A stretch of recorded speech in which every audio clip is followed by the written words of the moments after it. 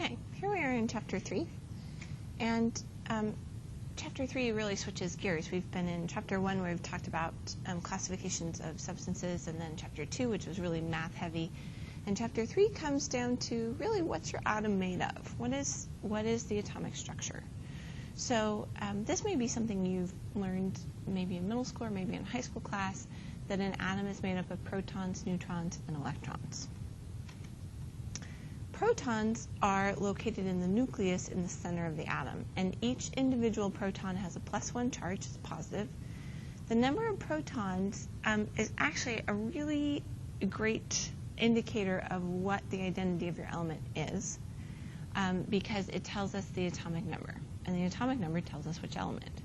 So if you were to open your textbook just to the very front cover, you would see the periodic table of the elements.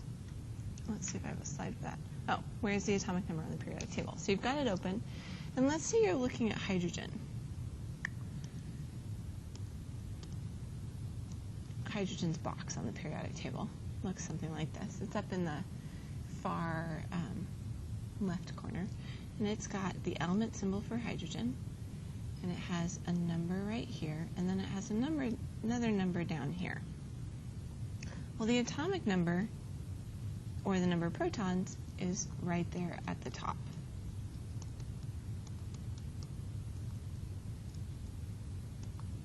Is at the top.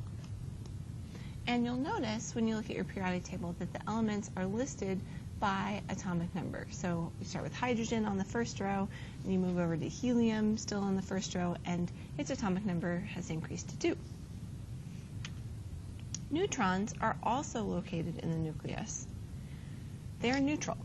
Neutrons, neutral. No charge on them. The number of protons plus the number of neutrons equals an atom's mass number. So what is the mass of an atom of chlorine that has 16 protons? And that is actually a typo. It should be 16 neutrons. My apologies. So in order to answer this, we know that the mass number equals the number of protons plus the number of neutrons. Well, so that means we need both pieces of information. We have the neutrons. There's 16 of them, 16 neutrons. But the question is, for chlorine, how do we know how many protons there are? Well, if we back up and think, we just talked about the fact that chlorine's atomic number, which is located at the top of its box on the periodic table, is equal to the number of protons. So go ahead and find chlorine in your periodic table, and go ahead and note what its atomic number is. Okay, so hopefully you came up with 17. So that means the mass number is going to be 17 plus 16, which is 33. In our second example down here, we identify the name of the element that has a mass number 42 and contains 22 neutrons. So essentially what we're looking for is the number of protons, because if we know the number of protons, we'll know the atomic number, and we'll be able to identify which element we're talking about. So mass number again equals the number of protons plus the number of neutrons. We know neutrons, and we know mass number. This is 42. So if I subtract the number of neutrons from the mass number, then I'll have my number of protons, which will equal 20. So take a moment and look on your periodic table. Who is element 20? That's right, it's calcium. Isotopes are the same atom, but they have different mass numbers. So one way to visually think about this is I have one, say, with a mass of 12, for instance, carbon, and one with a slightly bigger nucleus with a mass of 13, and one with a slightly smaller nucleus with a mass of 11. These are all carbon atoms, but they have different masses because they have different numbers of neutrons. There are rarely equal amounts of each isotope in a naturally occurring sample. So what we end up having to do is calculate what's called an average atomic mass. And the average atomic mass you can see here is equal to the percent abundance of a particular isotope times the atomic mass of that isotope. And since if we're calculating average atomic mass, there's more than one isotope, then we've got to add on the percent abundance of isotope number 2 multiplied by the atomic mass of isotope number 2 plus however many isotopes you have. The average atomic mass is thus an average, so it's not a whole number. So it's different from the mass number, right? The mass number was a whole number because we were adding protons plus neutrons. The average atomic mass will be a number that usually actually has some decimals appropriated with it. So for instance, if we look at hydrogen again, and we look at its box on the periodic table, we had hydrogen, the element symbol. We had 1 at the top. That was the atomic number and also the number of protons. And then there was this number down here, 1.01. That number down there is the average atomic mass. And the reason we need that is because if we actually wanted to do an experiment with hydrogen, we need to know what the average atomic mass is, since we can't actually pull out individual atoms of hydrogen and weigh them. So we would say on average that a hydrogen atom weighs 1.01 atomic mass units, AMU. So what that also gives us some information about is what the most abundant isotope is. So if we go ahead and look at fluorine, when you check out the box on the periodic table, is element F. Hopefully you've memorized your atomic, your element symbols by this point, that they go with which name. Or maybe you haven't, but you're going to need to do that soon. We've got an atomic number of 9, and then an average atomic mass number of 19.00.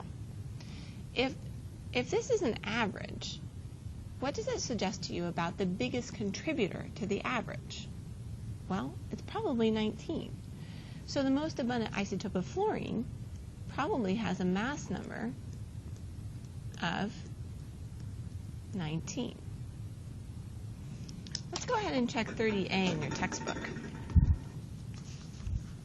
So back of chapter 3, problems and exercises start on page 77. Number 30 is on page 78. And 30A says, calculate the atomic mass of each of the following elements using the given data for the percent abundance and mass of each isotope. So in A, we have silver, 107, and silver, 109. And it tells you that the isotope with a mass number of 107 has a percent abundance of 51.82. So if we remember, scroll back here for just a second, the average atomic mass was calculated by using this formula here. So that means that if I want the average atomic mass, like it's asking me, average atomic mass, I need to take my percent abundance divided by 100%, so this will become 0.5182 of the first isotope, and multiply it by its atomic mass, which is 106.9 AMU. So there's isotope number 1. And then I need to add it to the contribution from isotope number 2, which has a percent abundance of 48.18 divided by 100% to get my fraction there. And it weighs 108.9 AMU. So go ahead and pop those numbers into your calculator, and you'll see 0.5182 times 106.9. And then I'm going to add that answer to my 0.4818 times 108.9. And when I do that, I get 107.86, which will round to 107.9 AMU. And then we can check on the periodic table and see, oh yeah, silver has an average atomic mass of 107.87, which is essentially what I came up with. Box your answer. Electrons. So protons give you atomic number and identity, and neutrons added to protons give you mass number and tell you what isotope you're talking about. Electrons, not located in the nucleus, right? So we essentially are working with a model of the atom where we have this really dense center of protons and neutrons together. And then outside of it, and this is what makes up the nucleus, is a swarm of electrons.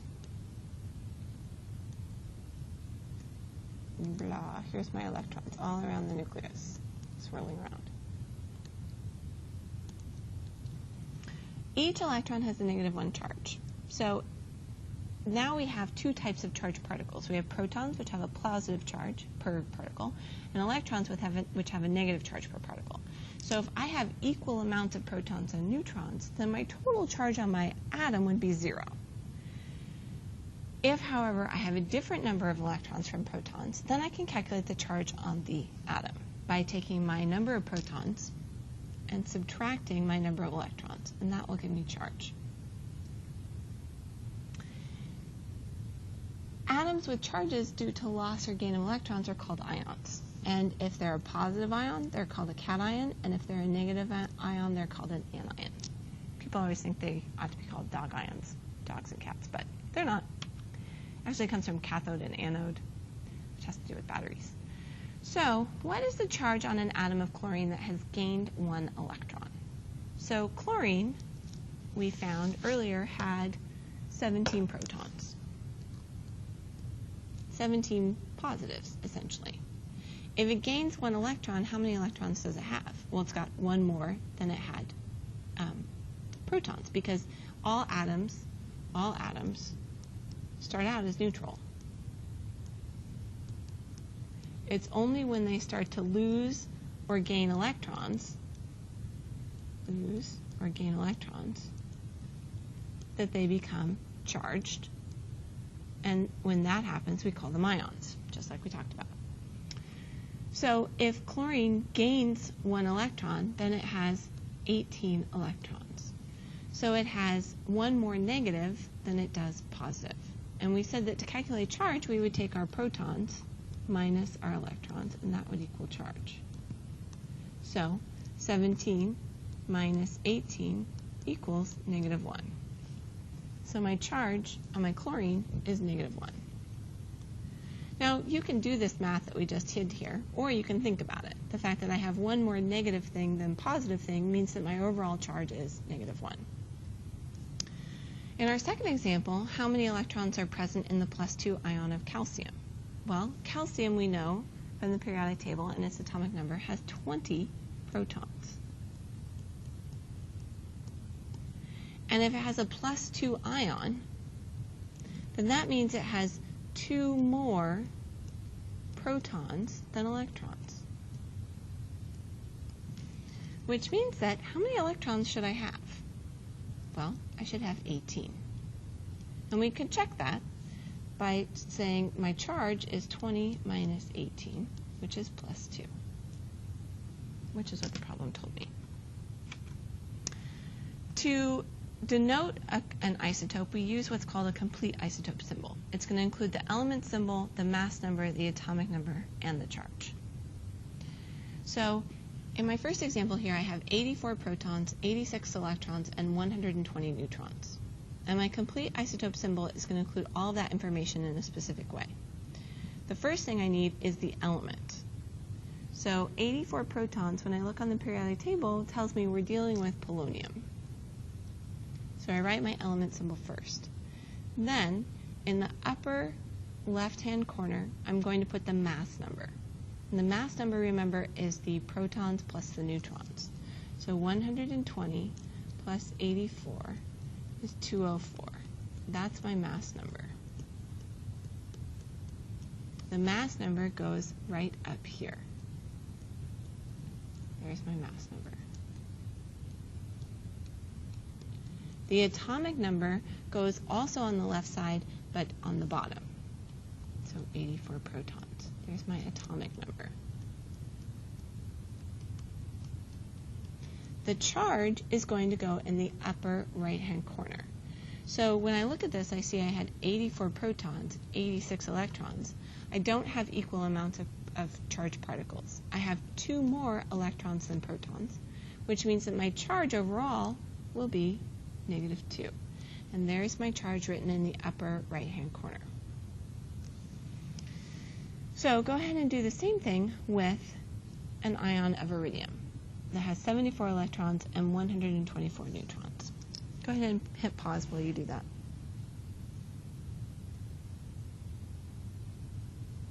Okay, so this question has given me what my element is, that it's iridium, and it has told me that I have 124 neutrons. But in order to solve for mass number, I need the number of protons. So I find iridium on the periodic table, and it is element 77. So I have 124 neutrons plus 77 protons, which gives me 11, 0, 1, 201. Excuse me, it's my first sneeze. All integrity recording. Good times.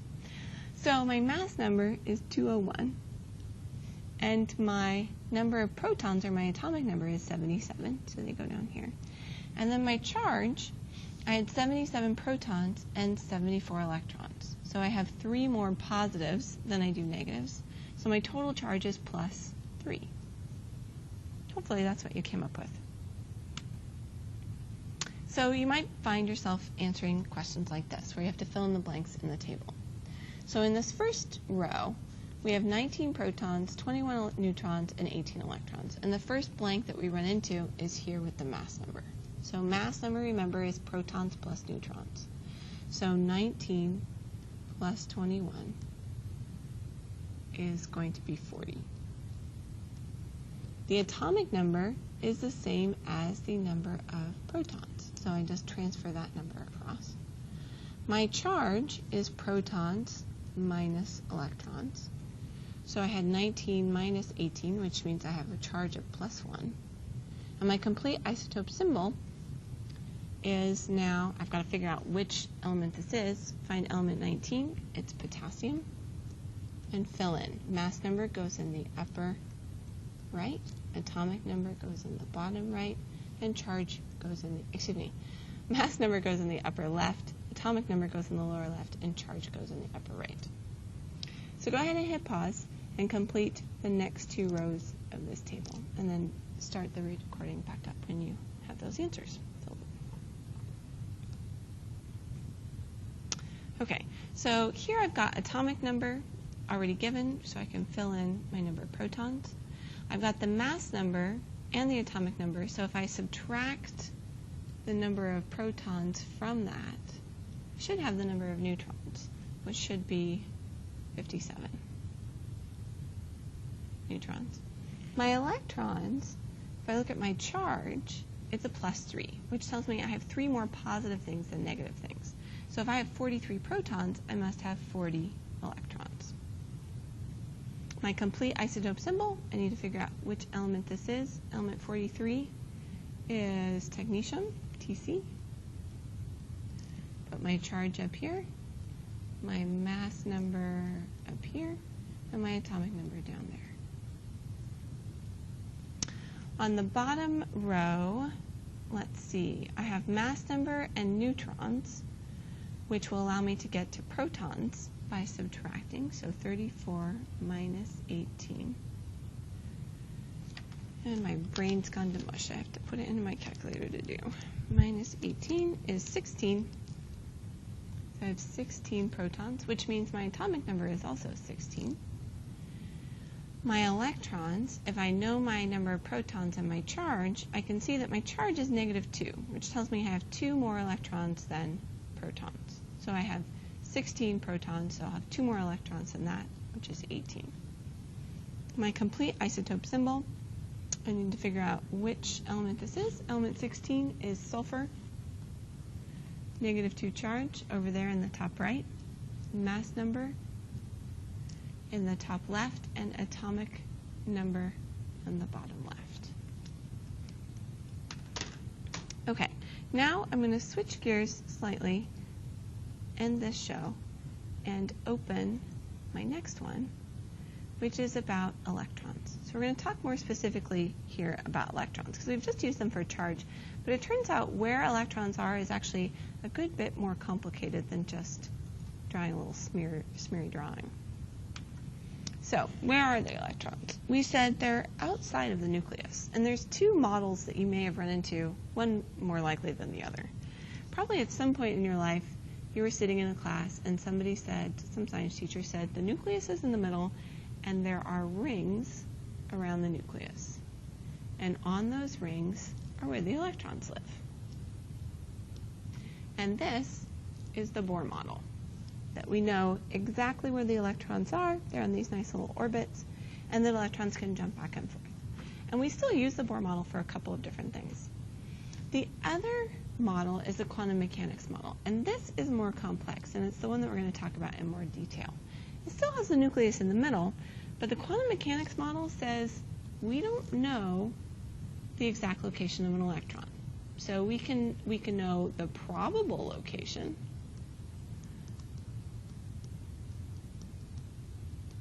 but we don't know its exact location. And the reason for that is that it turns out that the electron is not just a particle all the time. Sometimes it behaves like a wave.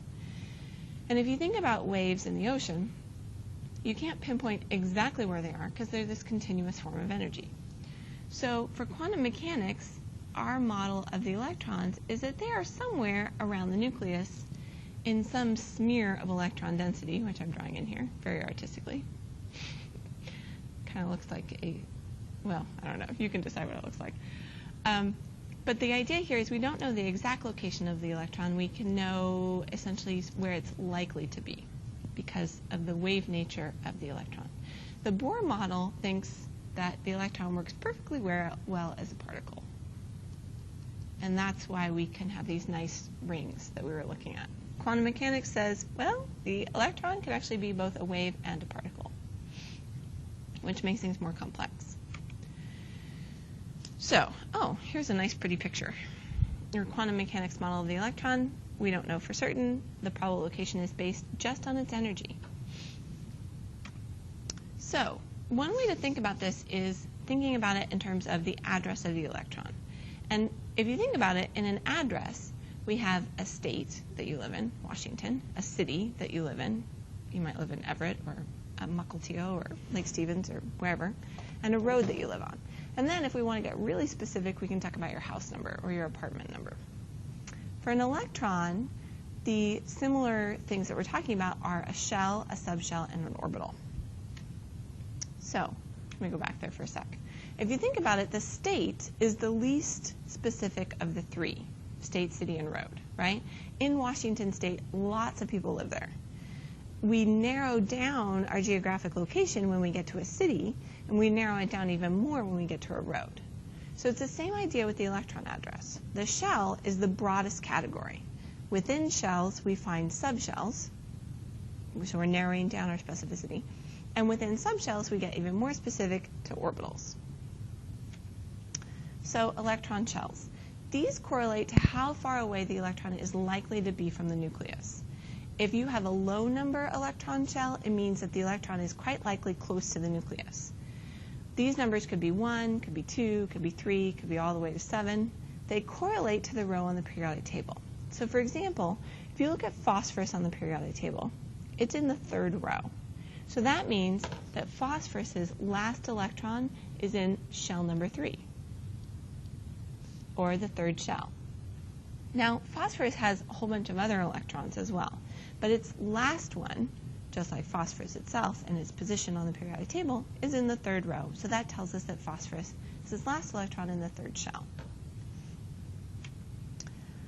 In shells, we find subshells, and these are essentially different shapes of spaces that the electron can inhabit, and they're labeled by letters. They can be S, P, D, or F.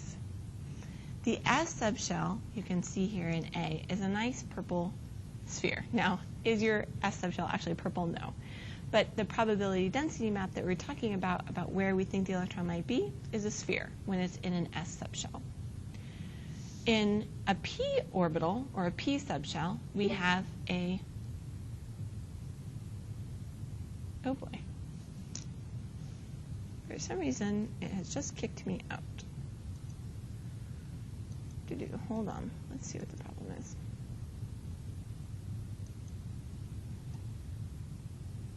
Okay, we were right here.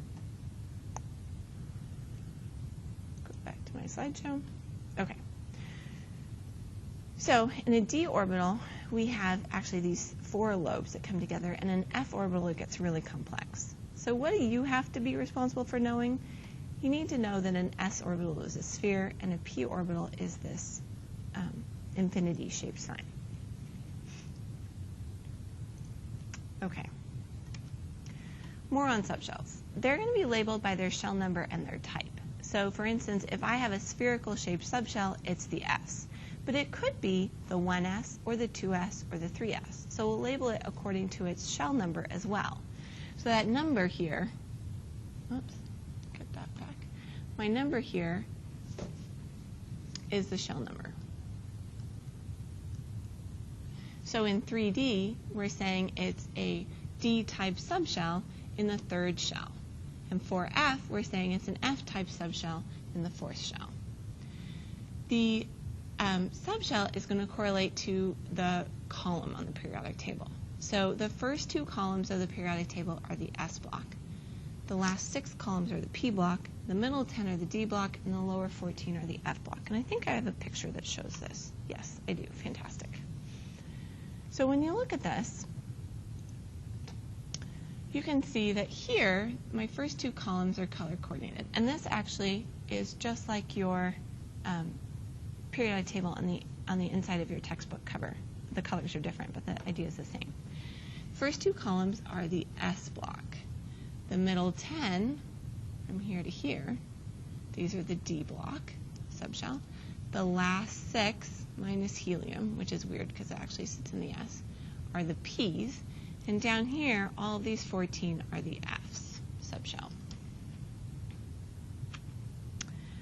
So the S subshell can hold 2 electrons. The P subshell can hold 6, the D subshell can hold 10, F subshell can hold 14, and the D subshell's energy level is going to be rho number minus 1. So let's see. Let's look at some examples. Nitrogen has its last electron located in which subshell? So go ahead and check your periodic table on the back of your textbook and find nitrogen. And you find that nitrogen is element number 7, and it's located in the 2nd row of the periodic table. It's in the 2nd row, and nitrogen itself is in the last 6 blocks of the periodic table. So nitrogen's location in the 2nd row tells us that it's in the 2nd shell, and its location in the last 6 blocks tells us that it's in the P subshell. So nitrogen's last electron, as denoted by the box that nitrogen has, is in the 2p subshell. Which element has a half-full 3s subshell? Well, the 3s tells us that we're in the 3rd row, and the s tells us that we're in the first 2 columns of the periodic table. So if we go to the 3rd row and the first 2 columns, we find sodium and magnesium.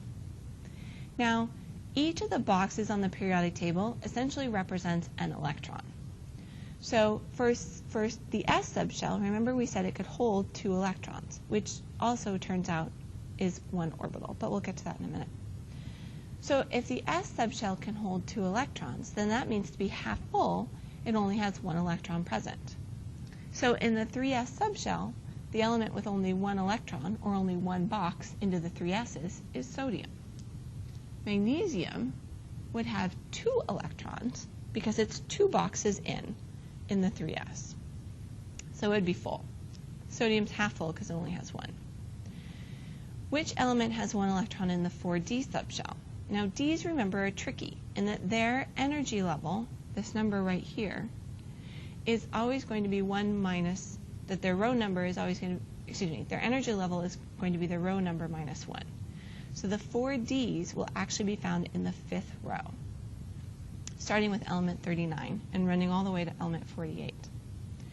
So which element has only 1 electron in the 4D is saying which element is 1 box in to the 5th row of the D section of the periodic table. And so if we look at that, we see that that is element yttrium, element 39. Orbitals. So this is the most specific of the locations that we were talking about.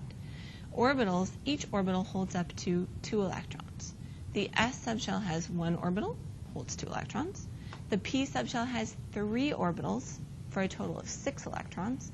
D subshell has 5 for a total of 10 electrons, and the f subshell has 7 orbitals for a total of 14 electrons. One thing that kind of helps to understand this is to talk about what's called an orbital energy diagram. And it helps at this point to have your periodic table in your textbook or some other periodic table readily available so that you can see it. So an orbital energy diagram is just a listing, according to energy, of all of the orbitals that we're interested in. So let's take, for instance, phosphorus. And the whole idea here is that we draw this picture, and the nucleus is considered to be at the bottom of the picture. So that's the lowest energy. And if you think back, our shell number, the low shell numbers, were closest in energy to the nucleus. So the first shell, which is also the first row of the periodic table, only contains 1 subshell and 1 orbital, which, go ahead and look for a minute and think about what you think that is. Okay, so that first subshell, that first orbital, is labeled the 1s. So I'm drawing my orbital as this horizontal line. That's the orbital. And the 1s label is telling me the type of orbital. It's also telling me the type of subshell. Those happen to be the same pieces of information. Now, with the 1s, that's hydrogen and helium. That's 2 electrons that are in there. I'm going to represent electrons as half up arrows and half down arrows when they're in the same orbital together. And this refers to the fact that electrons have opposite spin when they're in the same orbital. So that finishes helium. But we're trying to get to phosphorus. And phosphorus, if you notice, has an atomic number of 15, which means it has 15 electrons, which means we need to house 15 electrons. So we're not done. And one way also to think about this is to think about your periodic table like a game board, and we're just moving our game piece through the order. So we've done hydrogen, we've done helium, and now we're coming down to the second row. And the first thing that we run into is lithium, which is in the s block, and it's in the second row. So the next orbital type that we have is 2s. And lithium and beryllium fill that. That's our 3rd and 4th electrons for phosphorus. And then we have to go clear on over to boron, which is element 5. Now, you can see from the color change on your periodic table that we've changed types of subshells and also types of orbitals. Now we're in the last 6 blocks of the periodic table. That's the p block, the p subshell. And if you'll recall, the p subshell has 3 orbitals. And it's slightly higher in energy than the s. So here are my 2 p orbitals. They are all of equal energy to one another. There are 6 electrons that go in them. How do I know this? Well, count. How many boxes are there between boron and neon? There's 6. At which point, I need to go down to the next level. And where do we start with? Well, we start with the 3s, because we're in the 3rd row in the s block. Jump all the way across again. We're in aluminum. And now we're in the p block again. And we have 3 equivalent orbitals of the 3p type. The 3 s's were full. And since we're going to phosphorus, we're going to count over from aluminum. And so we'll count aluminum and then silicon and phosphorus, which is 3 boxes, which tells me there are 3 electrons in the 3p orbital, at which point we're going to stop because we are doing this for phosphorus. And we'll have arrived at phosphorus, and so we'll stop moving. So 3 electrons. Turns out that electrons would rather be separate from one another, if they can, than paired up. So I will put 1 electron in each empty orbital that I have available, because they're all equivalent energy. And that will be the orbital energy diagram for phosphorus.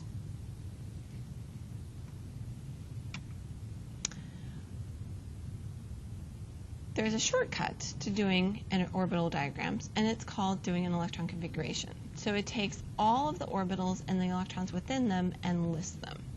So for instance, helium, we said, had 2 electrons in the 1s subshell. So the electron configuration shows the type of subshell and energy level there is, and then superscripted is the number of electrons in it. And yes, it does have to be superscripted. So, what is the electron configuration of oxygen? Well, start at the beginning and move your game piece or your imaginary game piece to oxygen. So where do we start? We start with hydrogen and helium. 2 electrons in the first row in the S block. So we start with 1s superscripted 2 because there are 2 electrons in the 1s. At which point we're done with the 1s, it's full. There are no more boxes available on that level. Our next place that we run into is the second row, and we're in the S block with lithium and beryllium. There are 2 boxes again, but now we are in the second row, so it is the 2s, and there are 2 electrons. That finishes the S, it's full, so we move on over to the P block, and we see that we count 4 boxes in to get to oxygen. So that means in the 2p subshell, or the 2p orbitals, we have 4 electrons. So that is the electron configuration of oxygen. And the way you say it is 1s2, 2s2, 2p4. What about the electron configuration for arsenic? Go ahead and try this on your own first. Go ahead and hit pause while you do that.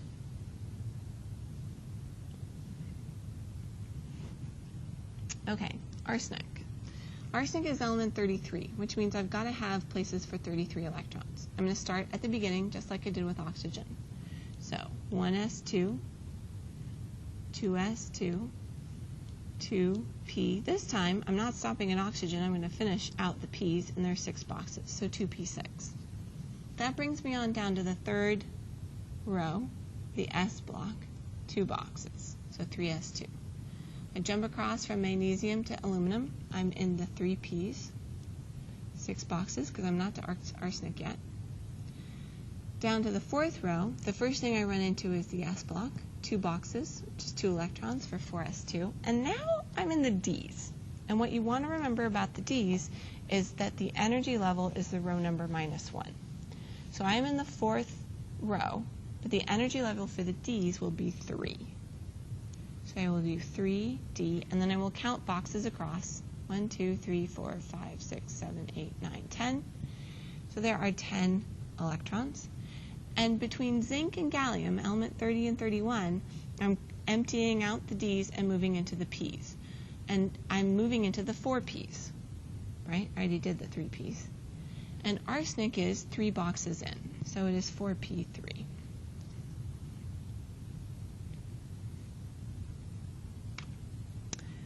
There's a noble gas shortcut for this. With arsenic was right here. The last noble gas that we went through was argon. So what we can do, let me see if I go forward to do this. Oops, nope, let's go back. For arsenic, see here in my electron configuration, whoops, oh, I didn't like me doing, whoops, go forward. Right here at 3p6, that is the electron configuration of argon. So to do the noble gas shortcut, what I'm going to do is take all of that stuff that arsenic shares with argon, the last noble gas that it went through. I'm going to put the symbol of the last noble gas in brackets. And then I'm going to finish up whatever's left till I get to my element that I'm interested in. Okay? So let's go ahead and have you try that for, let me go through here. Let's have you try doing the noble gas shortcut for silver. So go ahead and pause. It's not like you need to write. Go ahead and pause, and I'll be doing some erasing while you're pausing.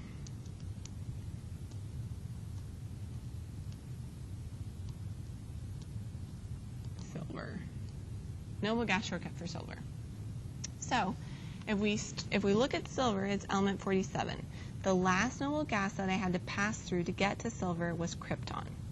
So what I'm going to do is then write krypton's element symbol in brackets, and yes, you do need those.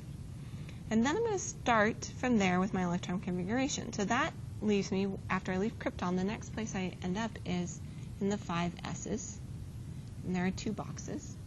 And then I'm in the D's. And again, the D's energy level is going to be the row minus 1. So we're in the 5th row, but the Ds will be minus 1, so I'm actually in the 4 Ds.